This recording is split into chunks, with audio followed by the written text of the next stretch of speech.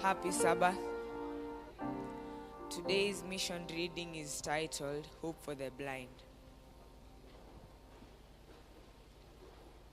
Cosmas, a lay evangelistic preacher, as he was preparing for an evangelistic meeting, had a very unusual encounter with a blind person.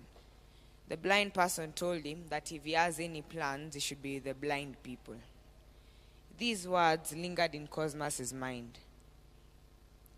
That night, as he was going to sleep, he dreamt that he was talking to a blind person. When he woke up, he suspected that the dream was connected to the person he talked to the previous day. That day, he went on to meet 10 more blind people. When he was going to sleep the following night, he dreamt that he was in a stadium filled with blind people. When he woke up, he suspected that God was calling him to minister to the blind. This was in 2014. Today, Cosmas ministers to 350 blind people, and he helps them meet their special needs. And here are two of their stories. The first one is Apollinaire.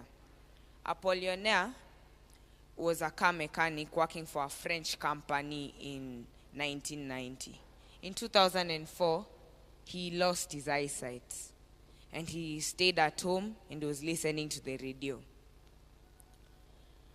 Then a station came on called It Is Written.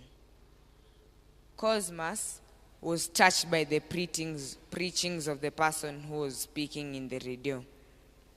He decided to meet up with the person.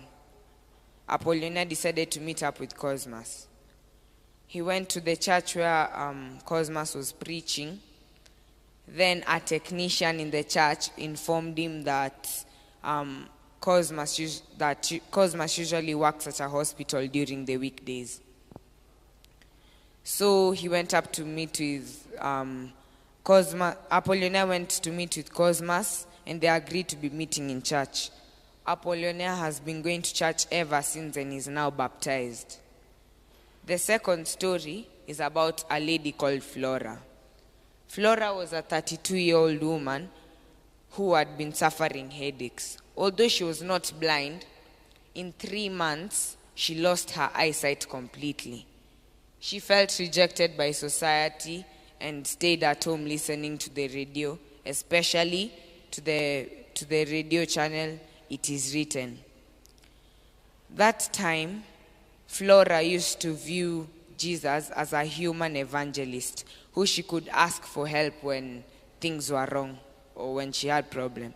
As she listened to It Is Written, she viewed Jesus as someone who could change lives. She accepted the teachings and she became baptized. Then she joined the Adventist church. While in the church, there was a man who wanted to marry her, but the man's family opposed this marriage.